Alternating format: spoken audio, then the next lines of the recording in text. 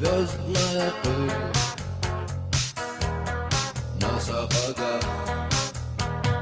Мягкое кресло, клетчатый плед, не нажатый вовремя курок. Солнечный день в ослепительных снах.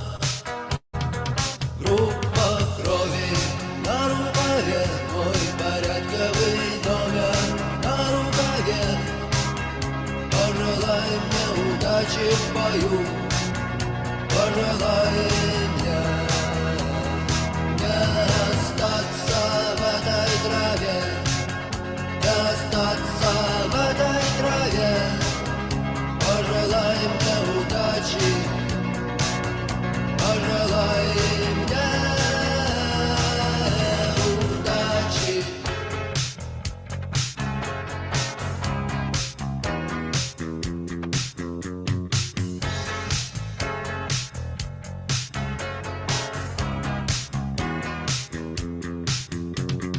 Есть чем платить, но я не хочу победы любой ценой. Я никому не хочу ставить ногу на грудь. Я хотел бы остаться с тобой, просто остаться с тобой. Но высокая в небе звезда зовет меня в путь. Группа крови на рукаве, мой порядковый номер на рукаве. Пожелай мне удачи в бою, пожелай мне не остаться в этой траве, не остаться в этой траве. Пожелай мне удачи, пожелай мне удачи.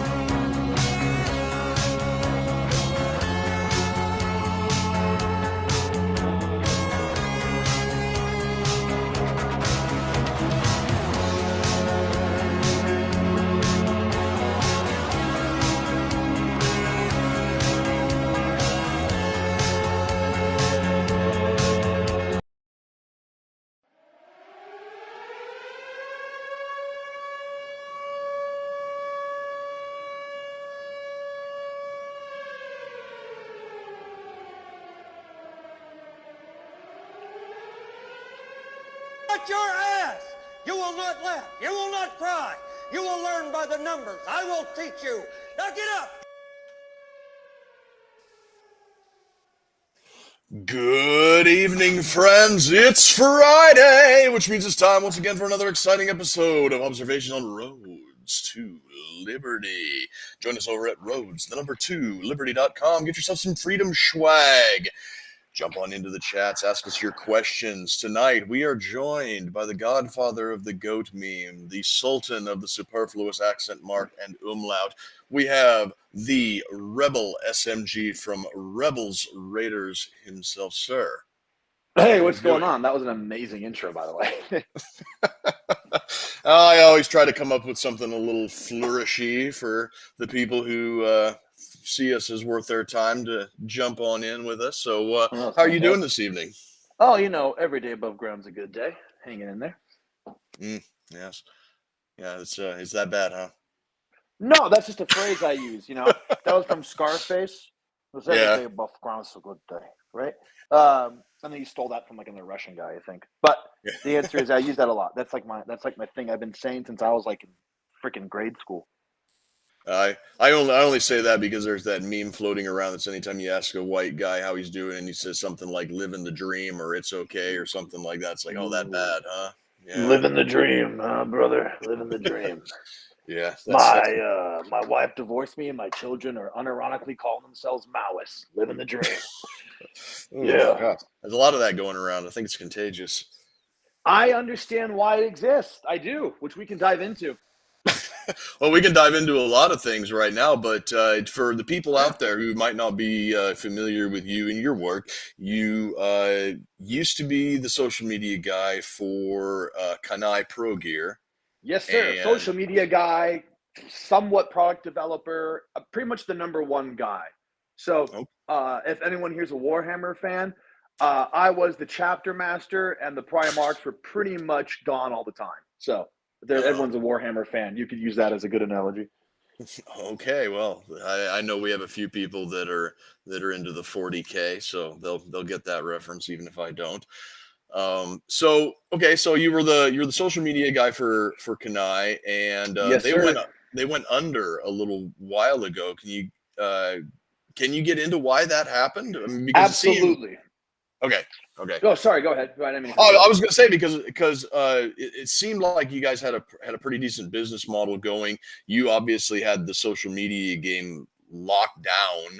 Everything seemed to be going really good. I saw your ads, I saw your products, I saw end user reviews, lots of comments, people saying, "I love this bag. It's the best bag I've ever had. It's tough as nails. I beat the shit out of it." Blah blah blah blah blah. And then all of a sudden, it was like turned on a dime. It's like, "Oh yeah, we're going out of business. Get your sale while you can." It's like, what the fuck? Well, here's a good thing about me. This is what makes my life actively hilarious, is that the work does not equal the outcome.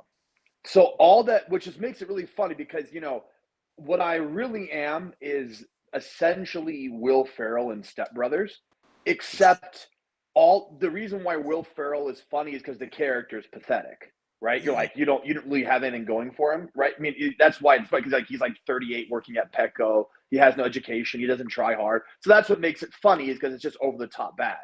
I have that life, except I try really hard, which makes it even funnier. You're like, yeah, but you have like all this, like, yeah, but I just, everything just goes to shit every time. So it makes it, in my opinion, I think it makes it very funny, because if you're to describe my life, you're like, oh man, Jesus, dude, like, someone get this kid a break. But anyways, the good part is, I'm just making that to be fun. The good part is, when I hear when you say that, what's interesting to me as the marketing guy is that both like makes me excited and hurts me, because what you just described was my job. You just said everyone knew about you. There were reviews, there were comments, the social media game was good. I saw your ads all the time, right? So then as the marketer, it's like, well, you did your job. You did whatever, like, there was reviews, the website was good, people knew about you, everyone in the industry knew about you, people have your bags. One of the guys in the podcast right now is wearing one of the shirts, right? Yep. But then the business dies. And then as the marketer, you go, well, maybe you go, did I fail? Did I not get the cash register to ring enough? And I'm sure that's a little bit there.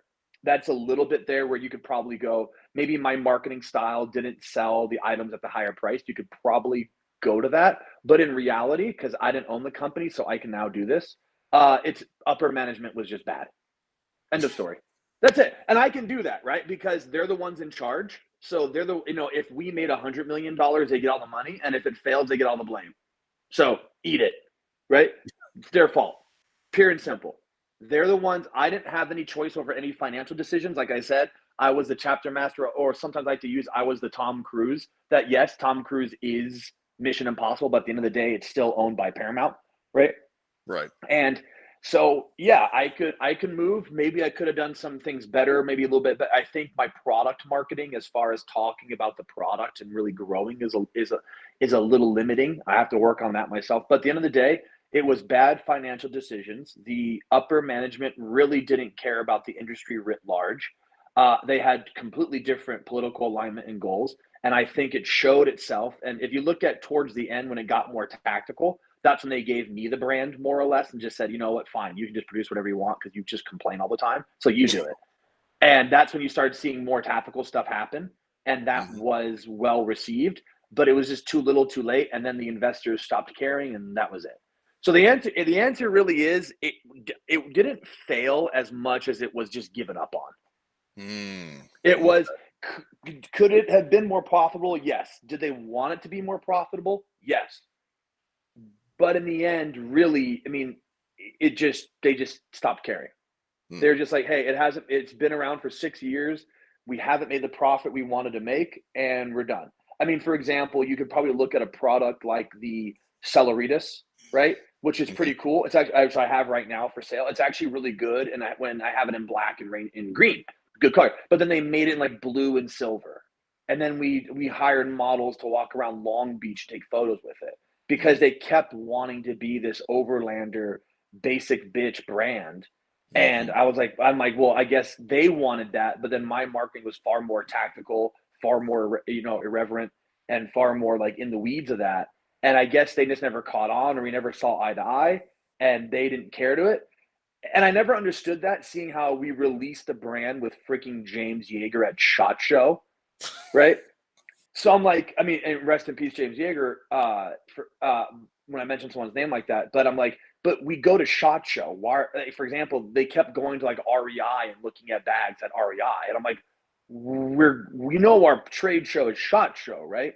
Like, we're not going to Hippie Granola Vagina Fest every freaking year, right? Like, we're not going to the Democratic National Convention. We're going to SHOT Show.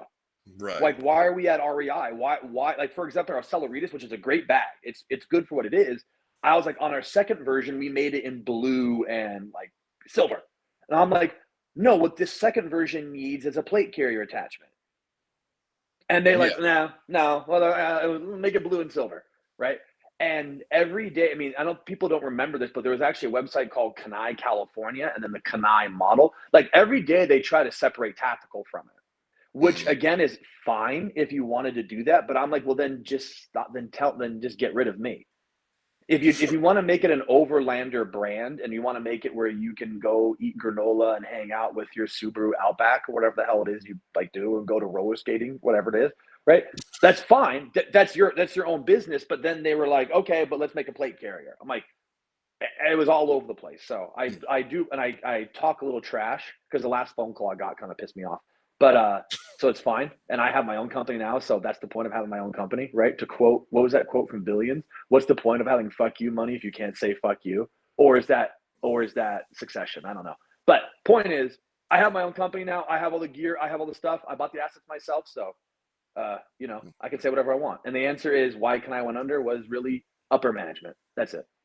Yeah, it sounds like that there was a clear path forward for I guess brand success, and they wanted to take a different path. No matter what the signposts on the road were saying, they wanted to take the overgrown path, and they wouldn't even get dragged down the road kicking and screaming towards success.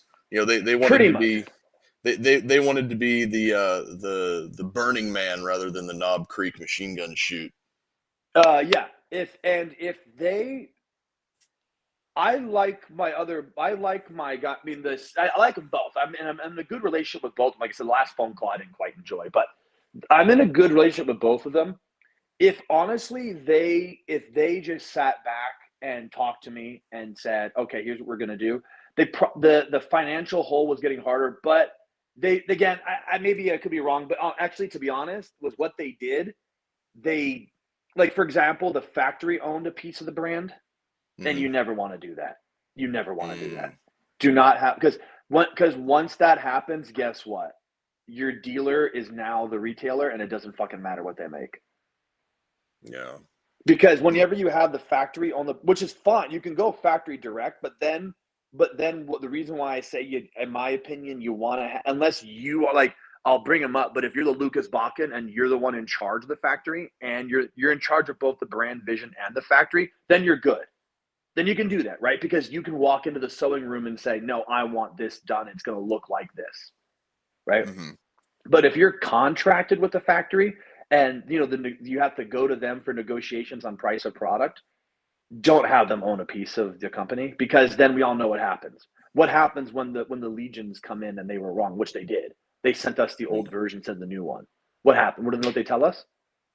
Fuck off. Sell them. Shit. Yeah, fuck off. Sell them. Right? Like, the Legion 2.0s, which is what I have now on the store, which is a very good bag. they sent us Legion 1s by accident. Like they when we're supposed to have a whole order of Legion 2.0s, they sent us like the first version, like freshly made. And we're like, what the fuck? Like we sat there and we did a whole upgrade to the Legion 2.0. And they're like, yeah, whatever, fuck off. Just sell them. Like fucking losers. Like that was it. Like, so there's that. But the answer is yeah. Upper management. That's it.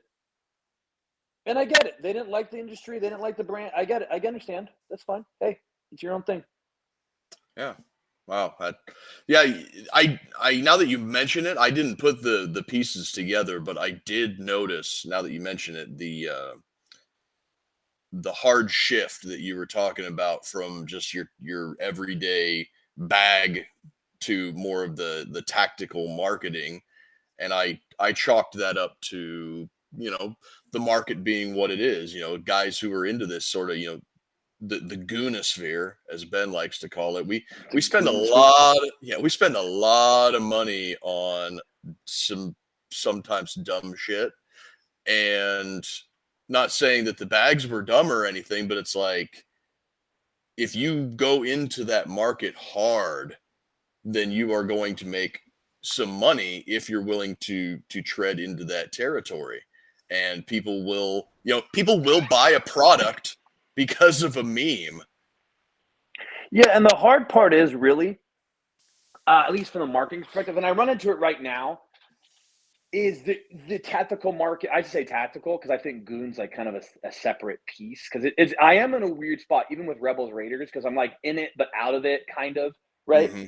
And because I do a lot of memes and I reach a lot of people, but not everyone's a buyer, but there is some tactical, but not really. Like I'm in a very weird spot, right? Like if you called them someone from 511, you know exactly where they're at.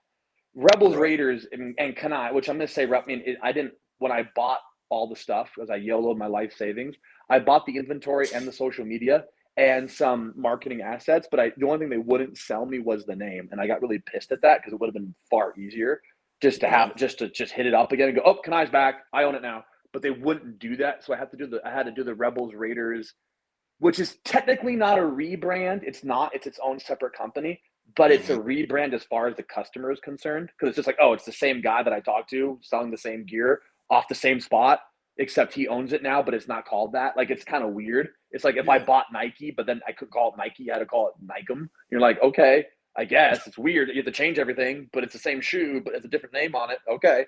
And it's the same people. So it's like I said, like imagine if Tom Cruise started his own franchise with all the same everything called Mission Improbable. You're like, well, could you just call it Impossible? Like, no, they wouldn't let me own the name. It's like, okay, well, are they making new movies? Not really. You're like, well, that was weird. But anyways, to what you said, it is hard because some people buy it off the meme, but then this industry, which does drive me insane, and probably why I have like a receding hairline, is the taste and the flavor change every 10 goddamn seconds. And I do blame other people who push that style of marketing on it. Yeah. And it's hard to maintain consistency, especially when your North Star, especially when the Overton window constantly shifts because the industry is an online driven industry. So the industry's entire basis is online, which means everyone's doing anything to get engagement. Yeah. And in my opinion, it shifts the window constantly with what product is wanted or who is accepted, which is very interesting to me. But there's some challenges there. I went on a rant there, but yeah. Yeah, I understand completely, man. I mean, I was there for the neon green zombie craze. I mean, I didn't buy any of that shit. I didn't unironically go out and purchase a neon green fucking rail panel covers for an AK or anything like that. But I was there for that, and then all the other stupid fads that come and go. But there is still the underlying bedrock of everything covered in Molly, everything being in muted colors, everything Which I being don't get tactical. why sometimes. I don't understand because I don't understand where that comes from. Well, I know For exactly where example, it comes from. It comes go from ahead. the global war on terror. the visibility of soldiers and Marines and all of the tactical gear and everything being cool. It's right in your face and everything. And young men gravitate towards the soldiering profession. And since Yeah. we've been at war for 20 years, guys are going to gravitate to that stuff, even if they don't raise their right hand and enlist. They're still going to want to feel a part of that, and buying guns and gear that mimics or in a lot of ways is better than military issue kind of gets you feeling good in a way. Well, I've always said there's three reasons why any of us have a spot anymore, right? And I said this to actually Travis Haley when I met him at SHOT Show, and I think he almost shot me because he had no idea who I was or what I was talking about. But I said there's three reasons why the tactical industry exists. Why it exists now. Now there is more people who brought it further. I go, there's three things: Call of Duty Modern Warfare, the first one for the Xbox 360, the Global War on Terror, and the Magpul dynamic videos. Those three things started the tactical industry. Now, people go, well, there's Lucas Bakken, there's Graham Thumb. I go, but those guys came later.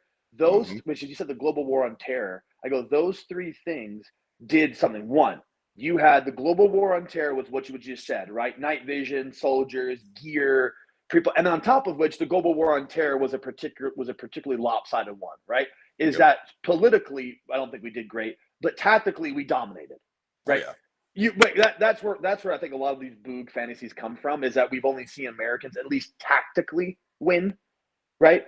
Like tactically win, in the sense that there is like, I don't think there's probably a single digit amount of firefights, like actual firefights, that the Taliban or the Iraq or the ISIL or any of the Iraqi insurgency actually won against U.S. forces. Like actually got into a fight, like give me the battle, like here's the battle of X, and they won that battle. Right? Now, there's the political fallout from the overall war, but the point is you have like a god complex. Is you see the GWAT stuff, and you pretty much always win. You win, like you win every time, right? And you have all the cool guy gear too. Then you have Call of Duty Modern Warfare, which is an extension of GWAT, except you get to play, you get to play the video game, right? And you get to actually interact with it. And then three, I said the Magpul Dynamics videos, which again by today's standards a little bit off, but I go, but that's what turned owning guns and ARs and everything from being a survivalist with an M80, with an M81 patterned woodland jacket in Montana, to being cool guy Chris Costa, Travis Haley, like modern operator with the pants and the shirt and the Oakleys, or maybe not Oakleys, but like the look. If you look at the Travis Haley look and the way they talk and how they interact and calling, weapons platforms and shit, all that there is it's a little like I said, gross motor skills for that time, but it's the grandfather of all the shit we say now. Right. Yeah. And how do we talk about it, how we use it, how we move, personally, I think every one of these videos, we all look like jackasses, personally, because how everyone moves. Like, no, everybody's like, you could tell everyone moves not naturally. They move because what they saw on Instagram.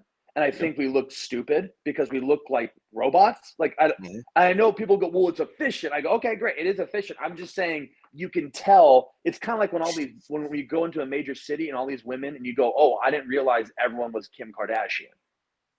Right? When you walk around and they all wear those bodysuits and they all sit down on their thighs, not their butts. That way their butt pops when they sit down. And they all have like long straight hair, and then they have like, it looks like someone caked on makeup with a shotgun on their faces.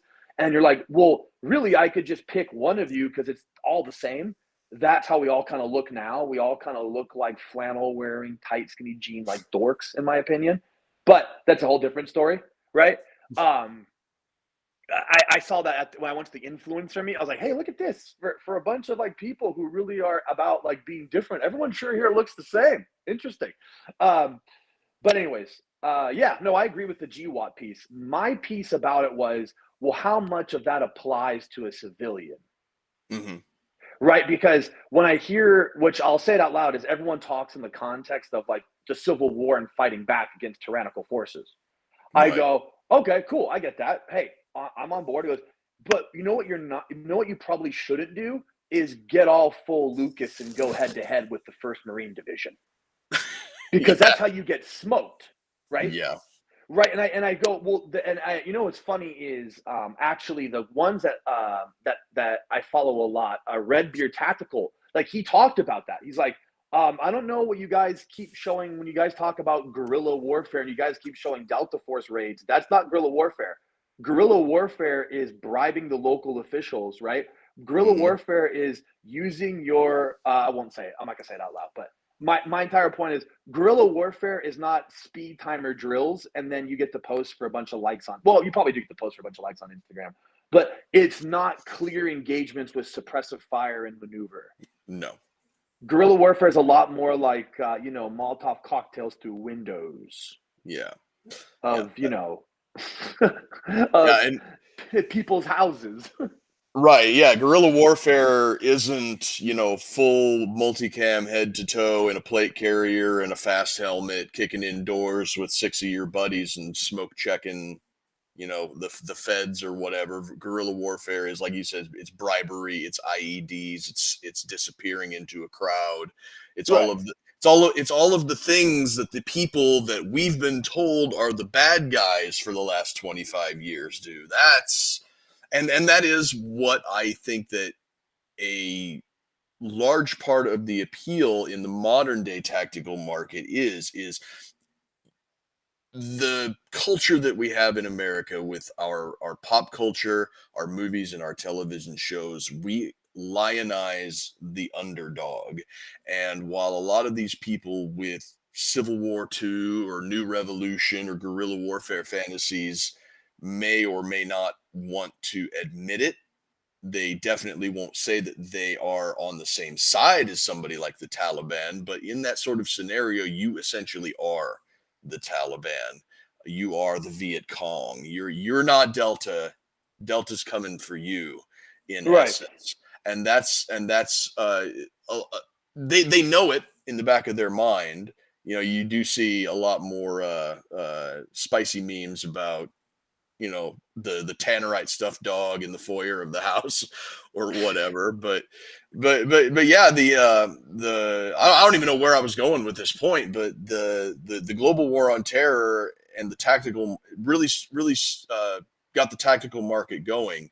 It used to be, I'm 39 years old, so I'm old enough to remember when preppers were, hicks out in the woods with a few SKSs in a wooden crate, and now they were the weirdos. They were the ones that you told your kids to stay away from or whatever. And now preppers they're cool to guys like us.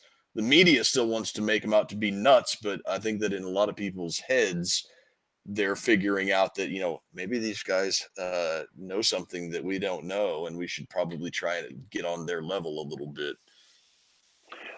That's a lot, right? And I there's just because I challenge like kind of I know the meme is say question everything, but I truly do because I know when someone says question everything, it usually just means they just question the things they disagree with. They never question the things that they agree with, right? Right.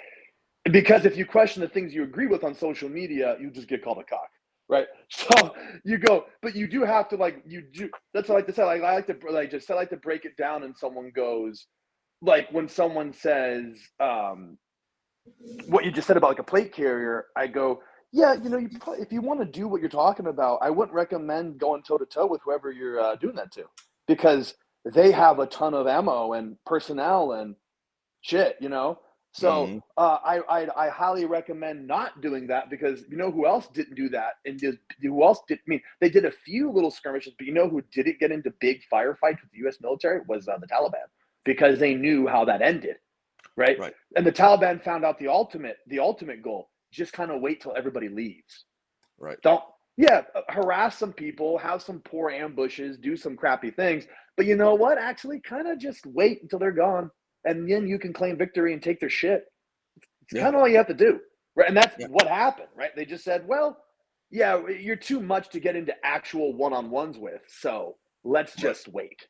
But Yeah. I'm not going to talk about insurgencies or anything. I was just talking about the idea that I don't, sometimes the scenarios that get thrown out there, I'm like, I don't know, like what's happening. Like now I talked to Seaburn Art about this, Nathan. He's like, well, I want to talk. I think you don't need justification. What you want to talk about in the sense of you want to be as lethal as possible. And I said, I agree with that. And I've taken that a little bit more to say, well, people want to be as lethal as possible. I totally agree. Then if people want to do that and they want to be as lethal as possible for self-defense against tyranny or just self-defense for their own selves, I go, I get it. Then that requires a far more well-rounded approach then, because your lethality is not based on the amount of handguard knowledge you have, or the fact that when you describe a Glock, you can name every brand of part. Your lethality is the synergistic effort of your whole person with that firearm. So your fitness, your mental fortitude, your ability to sustain yourself, your ability to sustain your team / loved ones, your ability to put on kit and use it, your ability to make sure that you don't use kit, right? So, but I go, yeah, but I think people focus too much on the naming the 9 different brands of springs I have in my Glock. And then I go, I don't know if the focus is on lethality as much as it is, being cool. But I could be wrong. And I'm not against that as far as people getting stuff. I'm just saying if people want to focus on the lethality, take a more well-rounded approach. Buy all the gear you want. Have all the, like I said, watch so much goddamn gun tube that Grand Thumb literally shows up to your house and says, "Are you okay?" Right. I'm like, and I said this joke before, as I go, buy all the gear you want to the point where your family does an intervention on you and you no longer even recognize their names. You call them like parts of a plate carrier. Like when your mom says you've bought too much gear this year, you said, I haven't bought enough Spirit Systems Placard Mark II. Like you just say that to them. Like get to that level. I'm just saying, hey, go run. Go do a push. Just do 50 push-ups. That's all I'm saying. I'm like, pack 15s, pack 18. Make your own pack. I don't care. Have 5 of them. Have 8 of them lined up, right? Mount packs. Actually, judge your friends on the amount of pack 15s they have, right? If they don't have a pack 15, do not talk to them. I don't do it. That's fine. That's fine by me, right? Do not see people as people. See them as different versions of brands that you wish they can buy you for Christmas. That's fine. I'm just saying, go run. Yeah. Go run. Like, if you have all the kit, great, buy it, use it, train with it, accept it, post it, have fun. I'm just saying, just like 20% of Americans die of heart disease. Don't be one of them. That's all. That's all I got. That's all I got. So I went a little tirade right there, but that's my well-rounded message, right? That's my well-rounded get kit, train with kit, accept other people with kit, accept their kit, have fun, train, shoot, go on r/tactical gear and discuss the finer points of different types of Velcro for 17 hours straight. Great. Have fun. I have some challenges in there, and whether that's relevant or not, or whether that's probable, I have some questions about it. But hey, no need to actually challenge the relevancy as far as, hey, if you want to be lethal, be lethal. Being lethal does require some cardiovascular exercise. I think that's a fair statement to say, right? Yeah. I think that I want to raise. I think that can all be summed up pretty easily. Life advice from the Rebel SMG is occasionally touch grass. Yeah.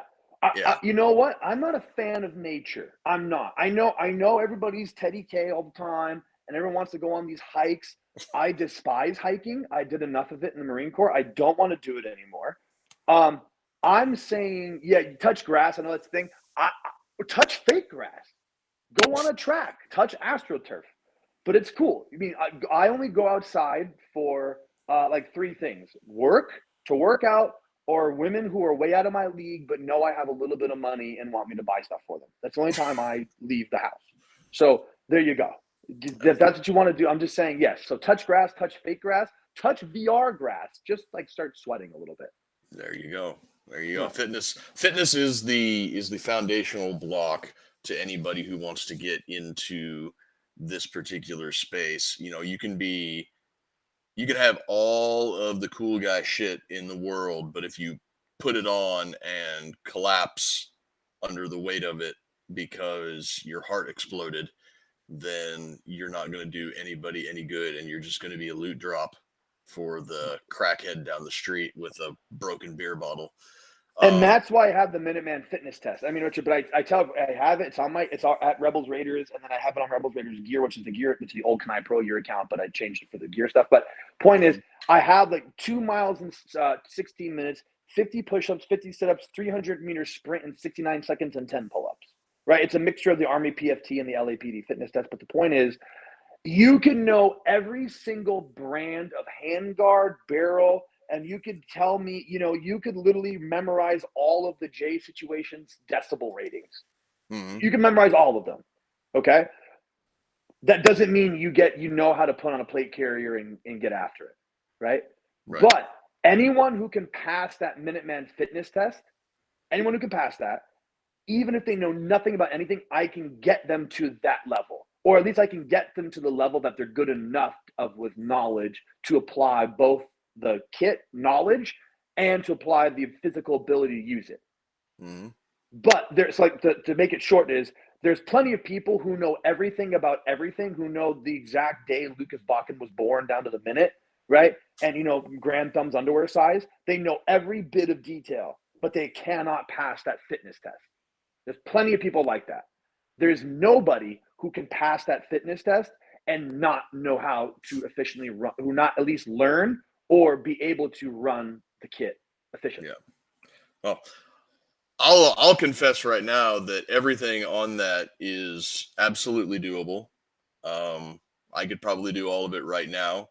The running might be a little bit of a problem because running is cringe and gay, but well, the reason why we have the run, because everyone challenges it. Okay. And this is what I hate about modern Instagram, and it happens in the tactical industry. And I understand why it exists. I do.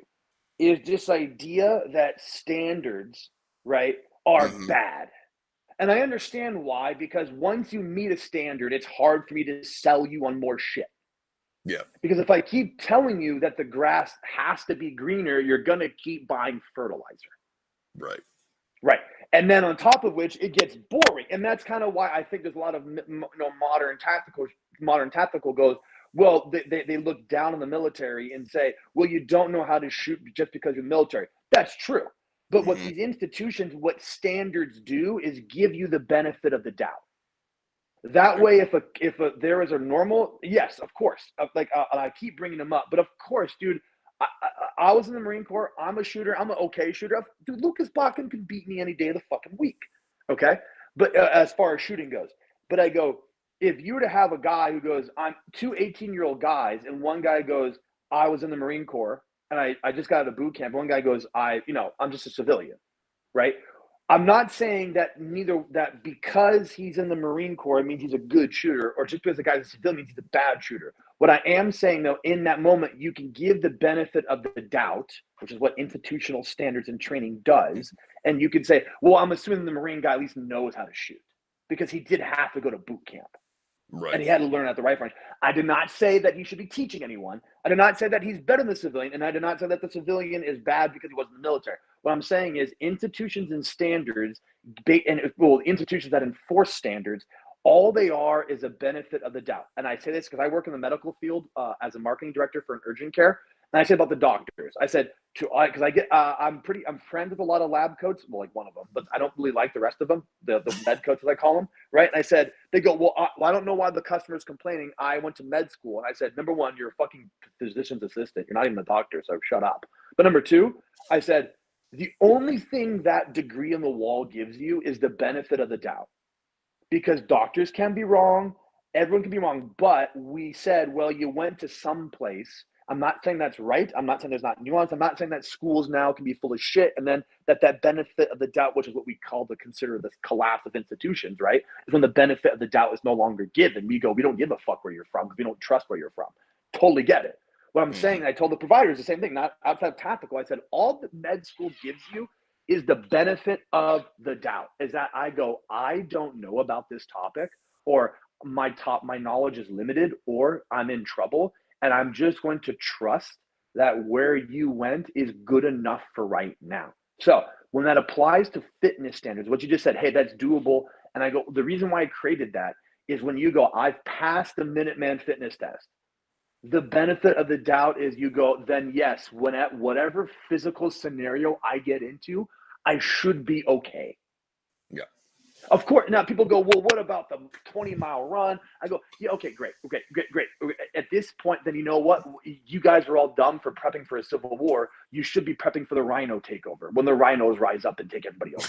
Because the reason why I say that, I'm not talking about making fun of prepping. I'm talking about if all we're going to do is throw out every scenario possible just to prove a point, then I can say anything. I can say, well, let's just wait for the apes to rise. Because you should like, and if I have a good enough Instagram channel, I can convince all of you to get your ARs, and everyone should have 458 Rigby's, because when the apocalypse happens, the rhinos from the zoo get loose and they're going to run around and destroy your neighborhood.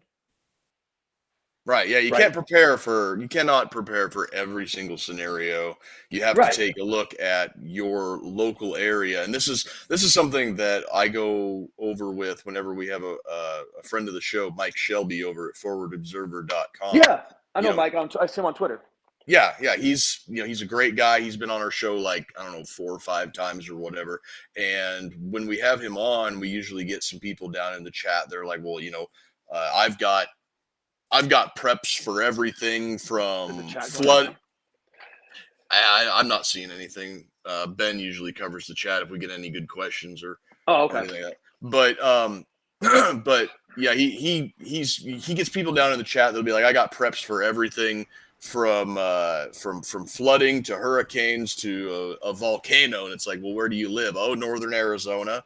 It's like, why are you spending all of your time prepping for things like flooding and a volcano when these things have a statistically less than 1% chance of ever happening to you?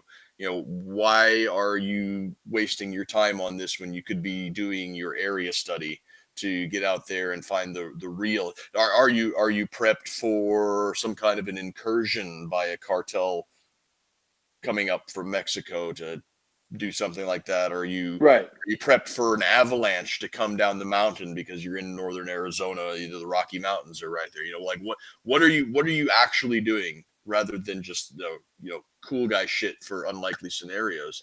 Which is fine if you can afford cool guy shit for unlikely scenarios. Go ahead and jump on it, but you could probably be spending those time and resources in a lot better areas. But that's also why the AR is beloved, right? I mean, I say this a lot, but it goes against kind of an industry ethos of like, that's why I said the standards exist, because if you keep going, excellence is the standard. Well, then excellence can't be the standard, because then it wouldn't be excellence, would it? It would just be excellent all the time, right? But that's why the military adopted the M4, was because a 14.5-inch barrel with a quad handguard, and the way the M4 is right with an ACOG. Do you want to know what that rifle will handle? Most of what you'll run into.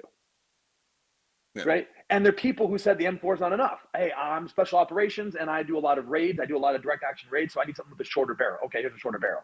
I'm a sniper. I need to go out to 800 meters. I'm a DM. I need to go out to 800 meters. Okay, here's the rifle for that.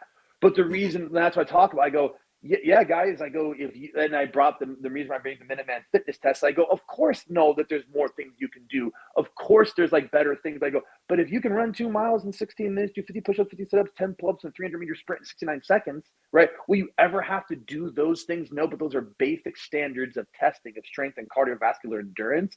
That means, hey, once you do this, you're going to be good. You can run 2 8-minute miles, you're good. You're not going to have any cardiovascular issues with the next thing. You'll never have to run 2 8-minute miles. That's not the point, which is hilarious when people say, I'll never have to run 2 8-minute miles ever. I go, okay, when's the next time you're going to, when's the next time someone's going to engage you with 30-06 AP2 black tip? When's that going to happen? Exactly. Right. Probably not. Rifle. But yeah, like when people say about the plates, they go, well, what if someone has 30-06 AP? I go, yeah, you die. That's what happens. You die, right? If someone has 300 Win Mag black tip and they have you on their scope, I assure you, here's the end result. You're dead. What happens when the Bubba with the double-barrel shotgun decides to aim below center mass for your pelvic girdle? Right. Yeah, with that, to make sure I'm clear, I'm not saying don't buy body armor. I'm not saying don't buy things. I'm not saying don't train. I'm not saying make fun of people who do that. I'm against all of that. You should buy armor. You should have kit. The reason why I repeat this is I don't want to get lost, because it sounds like you're saying, well, wait a minute. I'm not saying that buy night vision, do all that stuff. What I'm saying is if you do what the U.S. military does in general, which is if you chase endless scenarios, if you chase them, then you're just going to wind up with 40 different things. When you just say, okay, what's the best well-rounded approach to ensure that I am lethal with the kit that I want, that I'm comfortable with, that fits my area, and then I'm good. Mm-hmm. Then once I have that settled, okay, great. I want to go out and buy a 338 Lapua Magnum with the Surefire suppressor. And in the end of the day, and you can just say, yeah, could I use it? Sure, but it's fun. And guns are fun, and kit is fun, and I want to have fun. Hey, rock on. Like rock on with your bad self. Great. Buy it, train with it, have fun with it. We can probably look at things across the board here and like that take a more well-rounded approach to our scenarios and our equipment and go, yeah, right. Yes. If I have a 16-inch AR chrome line barrel, pretty much an M4 clone, but the civilian version of one, yeah, I'm good. I'm good with this. Right. If I need to use this for hunting, great. I can put in 77 grain or whatever, some Sierra. I can buy some cool guy ammo and I can hunt with it. If I want to do googly eye night vision stuff, yeah, cool. I can pop my magnifier to the side and I can do some passive aiming. Great. Fantastic. That was my point. A more well-rounded approach, practical, well-rounded approach to lethality as opposed to continuous, as opposed to continuous scenario changing in order to justify that we want to buy something, which again, if you want to, that's fine. I keep repeating myself. I'll say that again. Go ahead and do it. I'm saying like, hey, just go like, yeah, set a standard, meet your standard. And then once that standard is met, go, okay, now I want to push it further, but know that you have a standard and go, hey, I'm good. We're good. Yeah. I'm making it. I have a good standard. I'm able to meet what I need to do. Good. Great. I'm happy. I just want everyone to be happy. That's all. Yep. Be happy. Yep. Be merry. Yep. Meet your baseline before you go hyper fixating on one scenario over the other. So, right, the other guy I keep bringing up, which I'm not trying to make fun of him, but there is some irony to a guy who's wearing Vans and Cry G3s and a fast helmet and quad nods, and then he gets his Tundra stuck in the snow. There is irony to that. Am I right there? Isn't there something to say about that? Yeah. I am being fun, but there is something to say about someone who has all the cool, like that literally happened. I don't know if you hear about. I'm not gonna say who it is. I'm not making fun of him. I hope he has a learning moment from it. Did you hear about that guy who did that? Did you hear about that? Probably. I probably. He was like, something. It was some cool guy goon Instagram page where he sells T-shirts with skeletons with quad nods or whatever, and like he went out into the forest to go shoot, and then he. Uh-oh.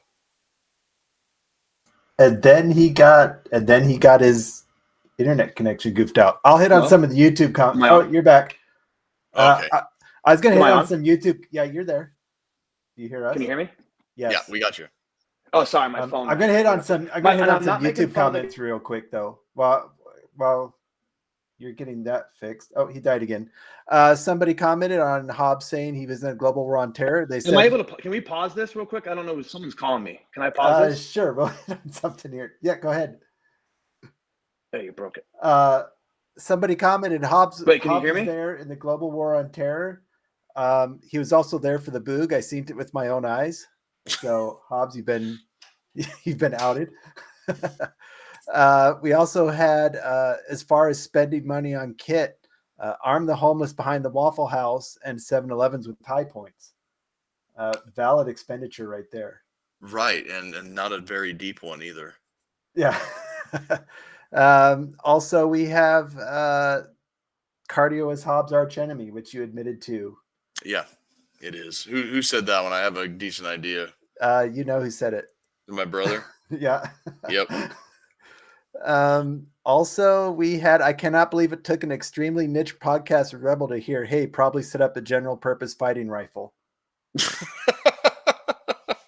Yeah, that's one of the things, this is something, I did one podcast on Mike Shelby's channel where we got drunk and shot the shit, and people were like, oh, well, do I need to get this AR or that AR and what barrel length and all this other stuff? And I'm just like, listen, man, just a 16-inch AR or an AK or basically any rifle that can go realistically out to 300 yards in an intermediate caliber that you can buy a lot of ammunition for. You only need 3 things that go on a fighting rifle. You need a decent optic, a decent sling, and a decent white light source. Everything else is secondary. If you can afford more, get more. If you can't afford more, you've got your basics covered. You don't need a fucking DD Mark 18 M4 with a 10.5-inch barrel and a surefire suppressor and night vision and blah, blah, blah. If you can get those things, go ahead and get them, but they're not necessary. A general purpose rifle in a readily available caliber is basically all that you need. White light, good optic, good sling. That's all that there is to it. Work off of there. Get your baseline covered before you hyper fixate on this scenario or that scenario, or you have a loadout for every conceivable thing, because then you're going to be digging through tough boxes trying to find, oh, this, do I have my SMG placard for my Spirited System slick plate carrier? Oh my God, like, oh no, this is my cry and it's got my battle rifle loadout. It's like, dude, just get your basics covered.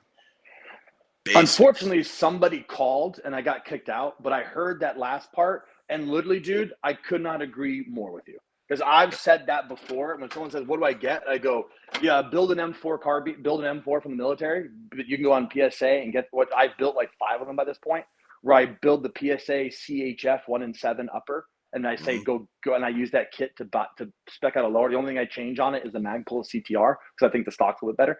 But I go, yeah, if you can aim your rifle, if you can carry your rifle, and you can illuminate your target, you're good. Yeah. Right. I go, yeah, a SIG Romeo 5 optic with a Vickers 2-point sling, or the BFG 2-point sling, which is what the Marine Corps uses, which is literally you could propel off that damn thing, and get yourself a Streamlight Pro Tac with that Palmetto State Armory Premium CHF upper, which is basically a freaking target version of a Geisley upper, anyways, and put it on a mil-spec barrel.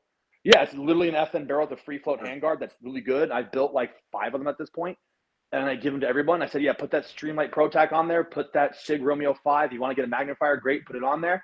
Put that 2-point sling with the QD mounts. I just use those, but you can tie it on there. Who gives a shit? And I tell you right now, you will literally never run into anything in your life that rifle cannot handle for you. Yep.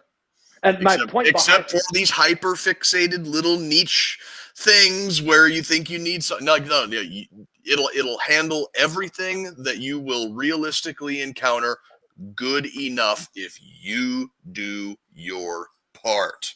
Exactly. And that's why I build the Vicarian for that, which is the plate carrier that I'm working on and had, which is like, yeah. Let me stop you right there, because we've only got like 10 minutes left, unless you want to go a little bit long. I don't have Dude, work I want to tomorrow, go so I want to go so long. I have so much more to say.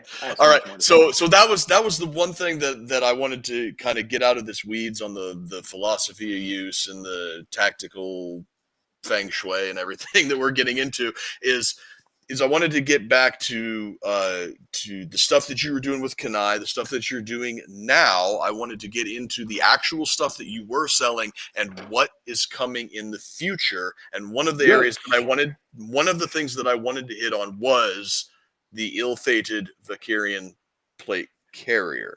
Yes, the one that everybody loved. What was that, and what is that going to be moving forward?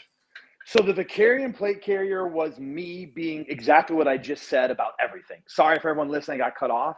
Was me going, in my opinion, if you are it was me trying to do, I'll put it in, even though they came much later, it was my version of the PSA Saber. Okay. Right? Because in my opinion, when I got introduced, even though I've always been in the tactical, when I got introduced to hardcore plate carrier stuff, I'll say it, I believe it was too fetish. It was get your shoulder pads from Cry, but then get your plate bags from this asshole, but then get your placard from this asshole, and get your cummerbund from this asshole, and then like put them together. And I'm like, wait. Where can I go to just like kind of get one? Like I just want it to be done, right? Because I don't want to sit here and surf for deals on $30 like shoulder pads, right? And my friend, by the way, like I keep repeating, if everyone's into that, great, have fun. I wanted consumers to be able to get into hardcore tactical, like I call the Bakken tactical, right? Cool guy, kick in the door, Drew Hopkins, get in there with all your cool guy shit, great. I was saying was I wanted people to get in on that experience for $150. Mm-hmm. Now my goal is 130. So I've changed my story because it's I keep saying the AC one. It's not true. I'm using, even though it came out before the AC one or at the same time. I think I didn't really look at the AC one for any design. It's a heavily modified Faro concept slickster with a little bit of JPC 2.0 in there. Okay. And that's it. I like the slickster because I think the slickster's plate bags are second to none. I think the plate bags for the slickster are very good. But I grabbed a few, but I think the slickster is too slick, right? I don't really see the need for a really slick plate carrier. I don't really see the point in one, to be honest. If you're going to be wearing a plate carrier, that anyone can argue that. That's fine. That's everyone else's opinion. I'm not really going to die on that hill. But my idea was, okay, well, why don't you make it slick enough to wear, but also you can build on it. So that was that. And then the final point was I didn't want to have 8 different people. And, Admin Results did a very good video where he talked with the PSA Saber and said, well, when someone says, what AR should you get? He goes, I tell them to get a BCM upper, but an arrow lower. And I'm like, that's what I wanted to avoid. Yeah. That was the point, right? And if you, again, watch the Admin Results episode where he reviewed went over the PSA Saber, like that little speech where he talked about how to get this bolt carrier group. I wanted to avoid all that. Yep. And the idea, like I said, the Vicarian was you can get in on that, you buy it, and it came with a placard, a cool guy placard. It was a nice single style placard. It had the 7.62 insert, a 5.56 insert, a cool guy nut flap, and it had the shoulder pads, and it had an updated cummerbund with the slap with the newer style, which was elastic with putting mags in it and putting your shit in it. Yep. And it wasn't just mags. It was, hey, it had one for a first aid kit, then it had 2 for mags. So you can actually you could actually throw everything you wanted on it. And the idea was and then the interior plate bag I actually made larger than just 10 by 12, but I set it to 10 by 12 and look larger. That way you could put padding and it fit a bunch of different civilian oriented plates. Because again, I'm a huge believer in civilians getting kitted up and having the kit that they want. So it was really my idea of taking a slickster and making it better, really. And I'll admit to it, the base is a slickster, 100%. Not even close. You can take a look at it, And the idea was, like I said, getting into all the cool guy stuff and getting one hell of a deal and getting into it. Like, here you go. You don't have to go to 5 different people. Here it is. The next iteration, the Vicarian was very good. I designed it. I know plate carriers, so it was very good. There is a few shortcomings that hit me because of timing, and then I didn't think of. One, the cummerbund sizing will be adjusted. It never really came out quite right. I'm gonna double. And again, the original Vicarians are all, by the way, I think that was the first civilian-oriented carrier that wound up in Ukraine because Method Endeavors took it. So to my knowledge, that was like the first civilian plate carrier in a war zone. To my knowledge, as far as Ukraine goes, of like that one getting out there. I'm sure someone will say Spiritus or Faro might have been someplace, but I'm like, as far as just like cool, like civilian carriers going out there, I know a Coyote prototype made it there because I know the guy who took it, and then I know a bunch of black ones went over there. And Method Endeavors hit me up because they do security contracting. They hit me up like a month ago or 2 months ago. I don't want to. I could be wrong on the timeline, but it was within this year, saying, "Hey, do you have any more Vicarians? We're going back to Ukraine, and the SOF guys want them." I'm not saying because it's SOF, it's cool. That's literally the text message I got from them. That's what they said. That's what they texted me saying, because they train SOF guys. They said, yeah, those guys liked it, and then we want more of them. Can you make it in multicam black for us, and also in multicam? Multicam black was for their marketing because they'd use it for when they train. They wear multicam black. But anyways, so moving forward, I'm going to make an 11 by 14 version of that one. And then I'm going to do some changes to the placard, just a little bit, but it's the same one. And then the main one's going to be the cummerbund. Is a cummerbund that is going to have 2 versions. One, which is full Velcro, which will have the 3 cells, similar to the AC1, the same AC1 style of like, a 1.75 inch cell, a 2 inch cell, then the 3 inch cell. And that'll be, that measurement. I'm using the AC1. Everyone knows what it is, right? Mm-hmm. So it'll have that, but it's going to have retention tabs on the top. And it'll have retention tabs on the top of the actual cummerbund, because people said that when they lean over, stuff would pop out. So it's going to have retention tabs. The placard I'm resizing it a little bit. That way the placard can fit 3 5.56 or 3 7.62 mags. Okay. And then what's going to happen is I have a whole slew of cool shit. So in essence, here's the actual final plan. It's going to be hard to explain, but once everyone sees it, you'll know what I'm talking about. The Vicarian, when you get everything, I am building everything non-proprietary. So you can use everyone else's stuff within a certain limit, because I know that people have some proprietary stuff that goes with it. But my idea is with the Vicarian, it should get to you for about $130 to $150. And you're going to get plate carrier, shoulder pads, cummerbund. I said the other cummerbund I'm going to have is it's only going to have 2 cells, so a 2-inch and a 3-inch cell, but it's going to have the cool guy first spear tubes, right? Yep. But you do have to sacrifice a cell for that, so that's just the way it is. But anyways, so I'll have some cool guy tube version of it, but that probably won't come with that because you probably have to go out and buy that separate so that you can upgrade it. Because if it comes with it, it'll raise the cost of the carrier. Mm-hmm. But but again, and then I'll make it in Ranger Green and and Coyote and some multicam, whatever. I'll make it some in the camos. That's fine. But my goal is I have the plans and I've already accomplished the ability to utilize the existing placard and to utilize the existing pouches that come with it. Is that essentially once you get the Vicarian, you can turn the Vicarian into a ready rig, a chest rig, and a micro placard setup. Okay. All off the Vicarian. So the only thing that I'm going to sell extra are some different configurations of straps. So that way you can turn the cummerbund into a ready rig, right? You can turn the cummerbund into a ready rig micro flight placard combo, or you can just pop the placard off, slap the back on, and turn the placard into its own micro rig as well. Okay, now we're talking. I believe the military buzzword for that is scalability. They love that word. My goal is when you're done. Now the Vicarian's going to come with everything. My goal is when you're done. If you get a Vicarian, I'm hoping to get it down to $130 or $150. That's what I'm hoping to get it down to $130, $150 for the Vicarian. Like I said, as everyone knows before, some slight changes. In my opinion, it'll be better. I call them production changes. Right? Mm-hmm. They're not really significant for the end consumer, besides the retention tabs on the cummerbund, right? Yep. It's just resized, a little bit different configuration, right? But it's like the Mustang 2023 versus the 2022 model. Okay, yeah, they changed the rear tail light a little bit, so it's less coefficient of drag. Who cares, right? So the answer is, and that'll be like my permanent version. Like I'm like, okay, this is done. I'm taking my time to make sure when it's done, it lasts a long time, right? Like it lasts for like, hey, this is going to be the carrier for a long time, right? But the reason why my other goal is I wanted the ability that I'm going to have a H harness, probably an H harness and like what I call a Velcro wallet. I have to have the design done. I just have to do it.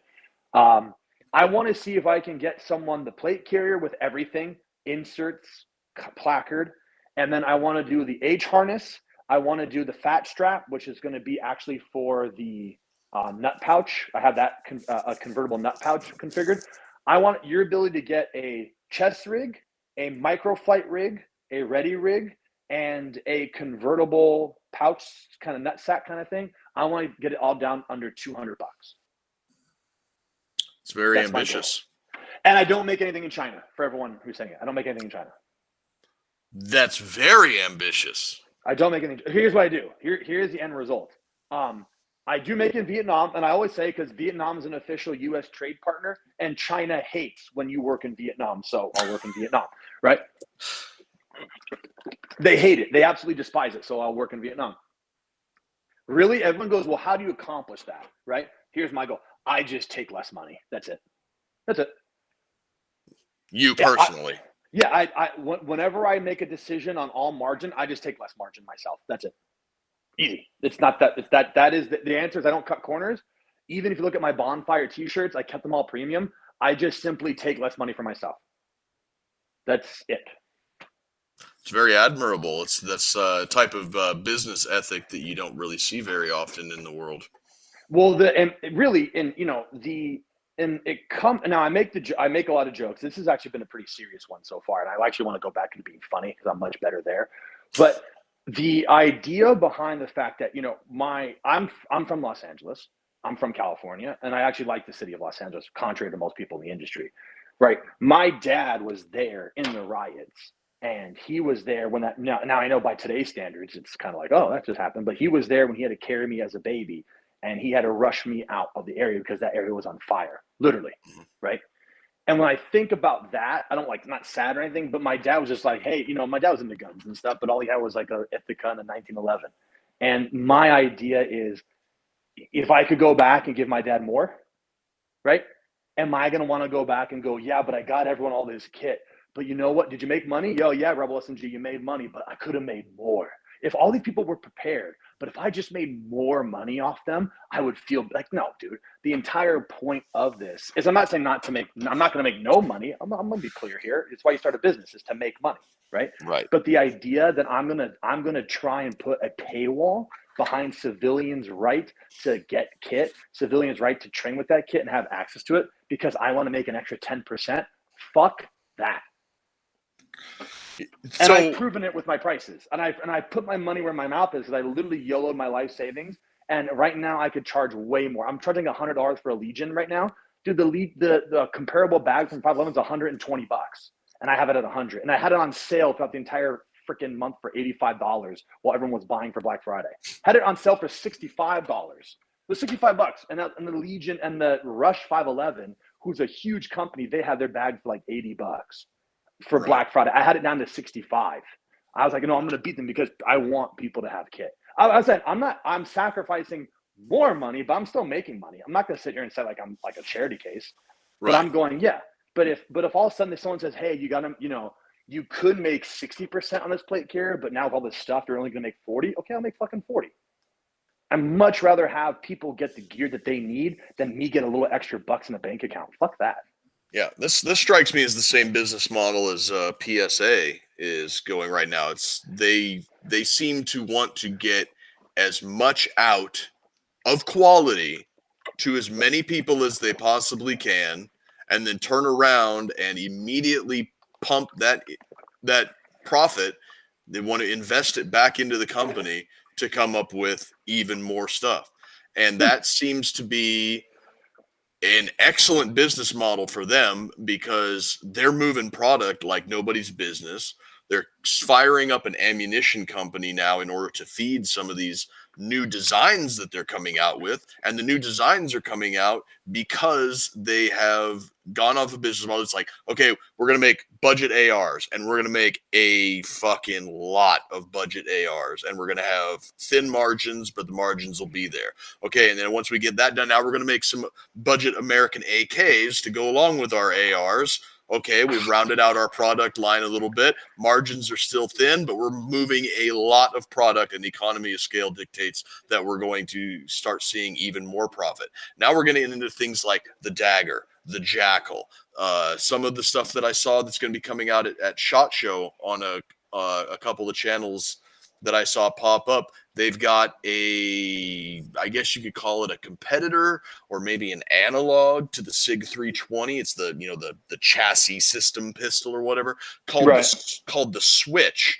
And the thing about the Switch that's so interesting is that the majority of the parts are Gen 3 Glock, or PSA's own version of Gen 3 Glock. So they're reverse compatible with the most abundant pistol on the market right now, which is something that the SIG 320 and the Springfield Echelon and the Ruger American and the SIG 365 don't have bragging rights for. So they're going to sell a metric fuck ton of those, and they're going to take those and they're going to turn that around and dump that investment back into the business. And we're going to see all kinds of other cool shit coming out of PSA. And it seems to me that you are taking the exact same approach to that, only with things like the Vicarian plate carrier and with the other bags. So besides the Vicarian, do you have anything else coming out in the near future, or at least plans swimming around in your head? And in typical California fashion, I want to make it like in and out. I want to do the Vicarian. I want to do the Phalanx. I'm probably going to do the Sarkina, which is another bag from Kanai, but it's basically going to be I want to say gray man. I think that concept is dumb, but I'm going to say just it's a standard looking backpack, but it's for everyday carry stuff. Yep. And I've always wanted to, I don't know if I will, I wanted to do one like the Celeritas. I just wanted to tactical the Celeritas a little bit, like make it better for a plate carrier, or make it a little bit more tactical, like, you know, maybe have like a little helmet drop function in it or something to that effect. Then I'll probably make two or three pouches / accessories per SKU, and then I'm done. I want 4 SKUs. I want a total of 4 main SKUs with about 3 to 2 feeder SKUs per SKU, like pouches for that. Yeah. And then that's it. Then I'm going to hit up GunTube. I have a very good relationship with Donut Operator. I just hope he returns my calls. But I want to have a big warehouse. I want to work with GunTube, and I like working with them. They're very cool people. They don't call back a lot, but they're everyone I've met has been nice to me. And I want to run ads, and I want to make sure that thing is set and good to go. And I want people getting the plate carriers. I want people getting their backpacks. I want people going. I can go to Rebels Raiders for the bulk of my nylon, and then I'll probably showroom a few more products, like, you know, via T-Rex Arm Style. I'll probably have some. I've always wanted to work with Vortex to make a really good, in my opinion, basically update their Strike Fire 2. I think that like if I could make Vortex make me a Strike Fire 2 that uses a 123 battery, had a 2 MOA reticle and updated battery life with only not red or green but just red, and then to have NVG settings and get that down to like $150, that would be like the optic, right? Yeah. It's just this tank of I know the Strike Fire 2 is based off an Aimpoint Comp 2, I think. It's kind of what it looks like, right? But I'm like, yeah, you have a 123 battery, night vision settings, 2 night vision settings, whatever, 15,000 battery life, a good 1,000-hour battery life, 2 MOA, and that would be like the Rebels Raiders red dot. Like that would be it. And then I like to have my website just be full of information on how to build. Maybe I'll talk to PSA and made a Raider kit that I could just kind of sell. Then it would go through PSA. That when people want to buy a rifle, you go, hey, go get the Raider kit. Go get it. You want a new rifle? Go check out the Rebels Raiders kit. He has it all set for you. You have a red dot, you have the magnifier, you have the flashlight, you have the sling, and you can get it for a G. You get the whole thing for a G. All you gotta do is assemble it on your lower. It all comes ready to go. You put it together in your rifle, you're done, right? Yeah. Once I have all that done, I'll have that set. I want to hire a business manager. Then I want to have the money coming to me, whatever it is, and then I want to leave the country. And then I want to go to another country where I can actually start a business and make a lot of money, as opposed to like America, where I have to literally just start giving hand jobs to make like $60, right? Because I'm like this country, I don't. It's all luxury or Section 8 at this point. Like there is no in between, right? Like that's why I keep saying I want to go to the Hollywood Hills, and because that's it. Like there's either Hollywood Hills and like Lambos, which I plan on burning them both down, or or I'm living off the government like dick. Like that's it. Like that's all there is left. Like everywhere you go is a dump. Everywhere sucks. All these like middle class houses have now become, I don't know, sex dungeons for BlackRock. Like, I don't know what the hell, like, we're looking at 3.2s in the middle of fucking nowhere, you know, that these moronic, you know, bull cut realtors sell you for $800,000, and you have to have $200K to put down, and the interest rates are 7%. So I'm like done. I'm like, I want to go to like Thailand, where, you know, where a luxury apartment costs $2,000 a month, and I want to have some gold digging just whore who just is with me for my money, and I get to go around to the rest of the world. I want to go to the Swiss Alps. I want to hang out in the Maldives, and I just want to be like, hey, I want to have nice vacations and be done with this, because I'm already at wit's end. Like my eyebrows are tattooed onto my face because I picked them off, right? I have to get hair restoration surgery because that shit just leaves every single day. And, you know, I have a 20-year-old Impala, and I have, you know, I wear T-shirts that I design myself, and all my clothes are from like high school, and all I get is people tell me, hey, work harder, grind harder, and I'm done. I'm like fucking done, dude. I'm like, okay. Well, I'm not going to say one thing or another or try and give you life advice, because I'm kind of in the same boat where it's kind of like a paycheck to paycheck type of thing. But out here in the rest of America, it's not quite that bad. I'm only the way that I am right now because I've got like a family of 8 on a single income. But I don't know how you do that. Again, I'm in the shittiest state ever. I'm in California, which is what makes California worse is that California is not only like, if it was Mississippi, nobody would care, right? Yeah.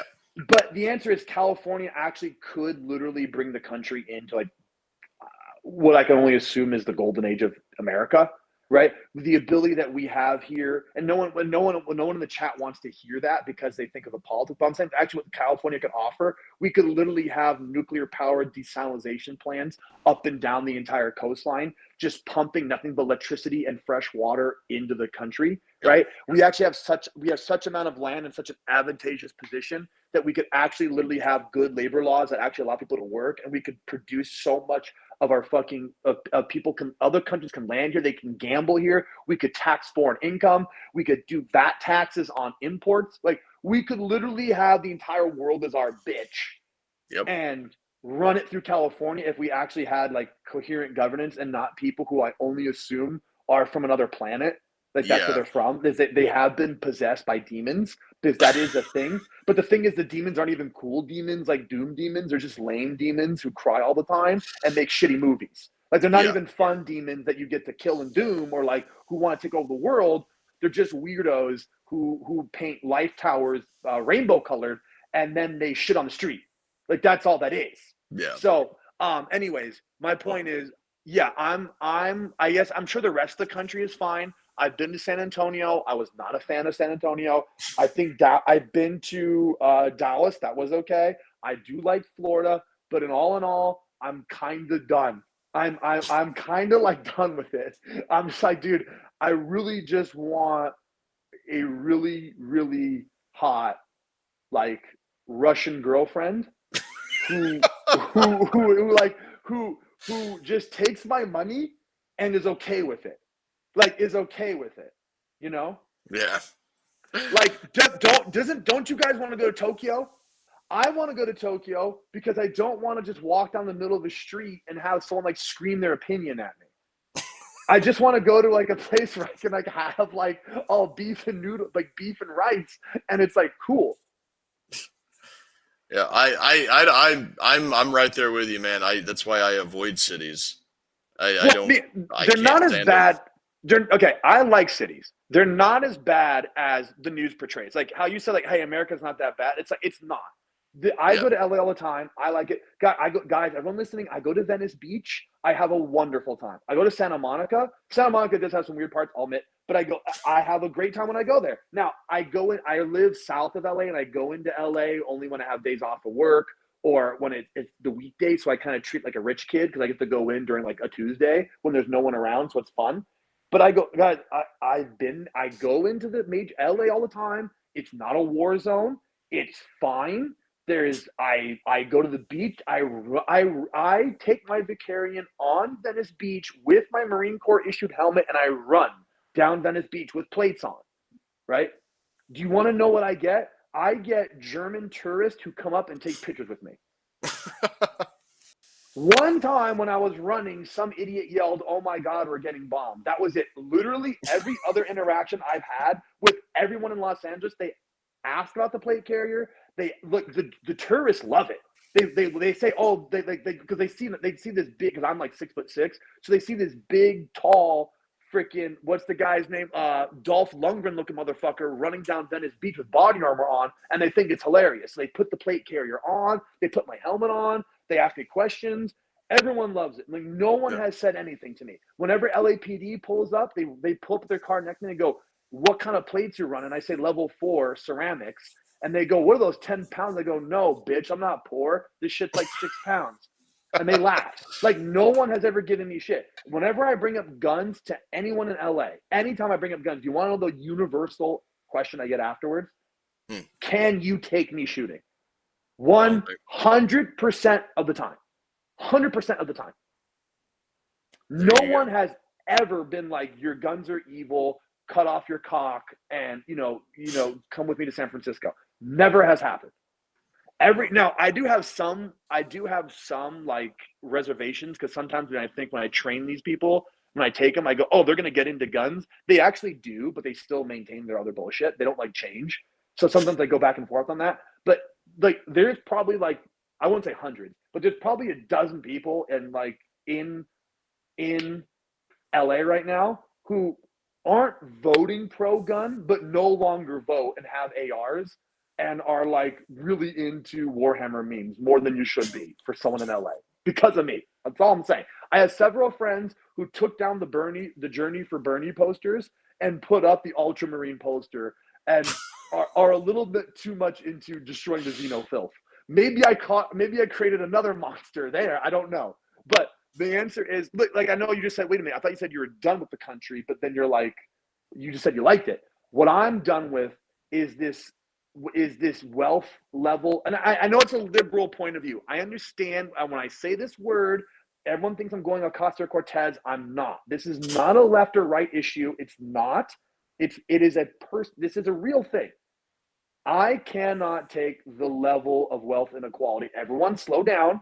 When I say that, I'm not talking about that gets solved with government taxation. I'm not saying that. And I understand when you say wealth inequality, it sounds like you're Ocasio-Cortez. I'm not saying that. What I am saying is I am sick and tired of anything decent costing $3 million. Yep.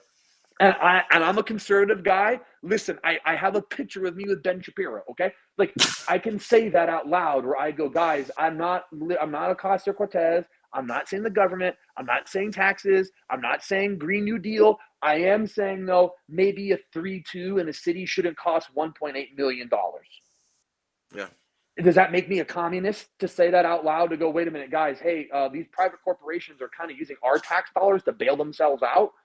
Like, they're using public funds to mitigate risk, and they're taking all the money for themselves, right? I don't know. Pfizer, I don't know, Moderna, who did exactly that. They didn't take bailout money, but they developed the disease and used taxpayer money to think of the cure. And people run around going, the free market. I'm like, well, the free market just did that, by the way. Let me just throw that out there for everyone to hear, because both private and Moderna are publicly traded companies. Sorry, Pfizer and Moderna are.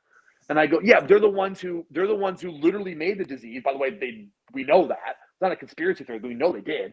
And then they use tax dollars to make the disease. Then they use tax dollars to make the cure, quote unquote, the vaccine for the disease. And then they sold it back to the government with our money, and the government bought it. Yeah. So, Hegelian dialectics is problem, reaction, solution.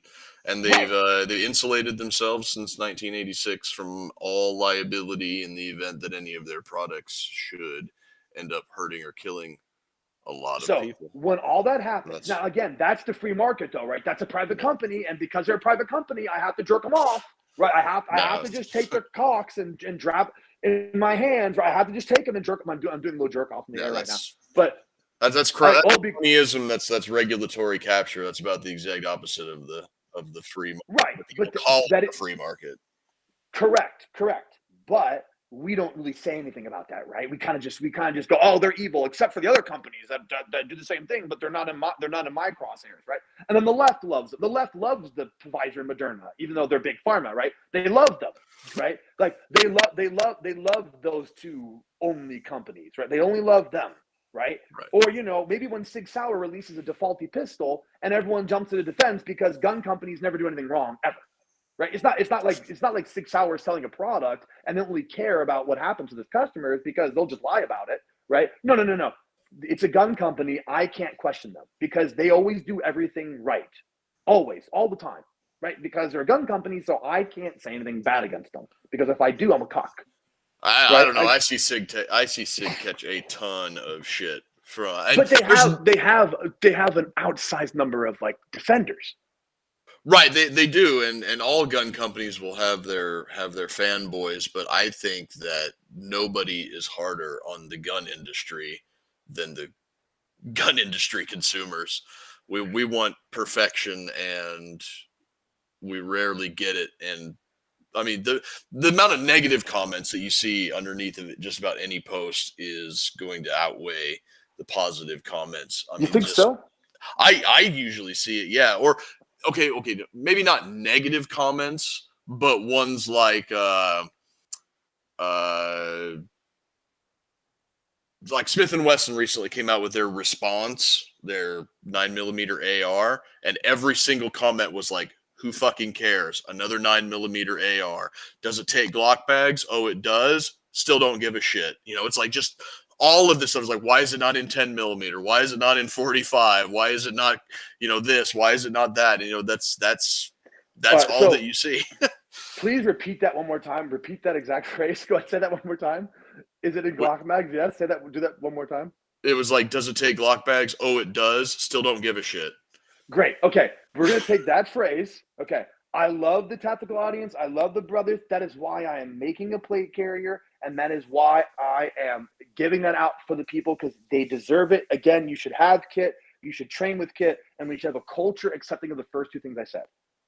But that comment of what you just said is the reason why I will buy a Lambo and I will bring it to the next influencer meet. And then when they shoot it up, I will light it on fire and then I'll go on top of it. And as they all scream my name going, "Rebel, Rebel, Rebel," I will pull out a Glock 21 and blow my brains out right there. Jesus Christ. Because for that reason, right? For that reason, when I released the Vicarian and then which, by the way, I'm actually probably one of the more positive people on. Like, no one, I don't cause any drama. No one ever comes after me, like, ever. So I don't know what I'm complaining about. I'm just saying I have contemplated moving to the Bahamas and just swimming out in the middle of the ocean and letting a shark take me. Okay, like I have thought about that more than once. I'm just going, hey man, I can't take any more. I can't take. I don't know. I don't know if the country is a healthy place to live. I'm going to say, my brother in Christ, please get some help. Well, and I know I went with. I'm not talking about just the gun issue. I'm talking about the politics of like just literal insanity all the goddamn time. Where 1 minute I have to be this, and the next minute I have to be that, and I'm going. Can I just get just some Eastern European hoe who is having the greatest time of her life swiping my credit card in the Swiss Alps? Is that like hard to, is that hard to ask for? That's a lot of people's dreams. Yeah, like that's it. I just want some 3,000 follower Instagram hoe. Where like she doesn't have an OnlyFans, but there's a few guys who DM her that pay her to say weird things, and I'm like, hey, that's fine. I just want to go to the Swiss Alps and just watch her and watch her in her natural beauty, just ski down the Alps, and I just go, that's great. And then she goes, babe, let's go shopping in broken English, and I go, fantastic, great. And she appreciates that I'm a guy and that she's a girl. And then she absolutely loves when I open the doors and buy her purses, and it's great. Right? All right, yeah. So I think we're going to call her a night on that high note. Whoa, we got way more to go. Come on, let's go. We got way more. I can keep going. Come on. Hey, it's almost 11 o'clock here where I'm at, and I've got babies that I got to wake up with in the morning and do Christmassy shit with. But thank you for joining us tonight. I really appreciate you taking the time out of your schedule to hang out with us and shoot the shit. And we will have to do it again sometime. I foresee this not being the only time that we talk, because like you said, there is a lot more to go over, and I had a blast. Sometimes you just have to chill out and take it a little bit light. Everybody else, you can see up there in the corner right above his head, rebelsraiders.com. You can go there. He's got some good merch. He's got the last of the Kenai Pro gear. Go get it while it's hot, because once it's gone, it's gone. He's also got some cryptid-based T-shirts and some goat-based T-shirts and some based memes on the Instagram and the Facebook. So go ahead and check him out there. You can, same thing, Rebels Raiders on Instagram, Facebook, Twitter. You can find us, of course, at roads2liberty.com. We got a few t-shirts and other merchandises that we sell as well. You could throw a few bucks our way, and maybe we'll use that for something down the line. You can find us on Facebook, Rumble, YouTube. Twitter is at R2LPod on Twitter. Find us there. Follow us on all the socials. Anything other than that, I think that we're going to be good to go for tonight. So for me and Ben lurking in the background and Rebel SMG from Rebels Raiders,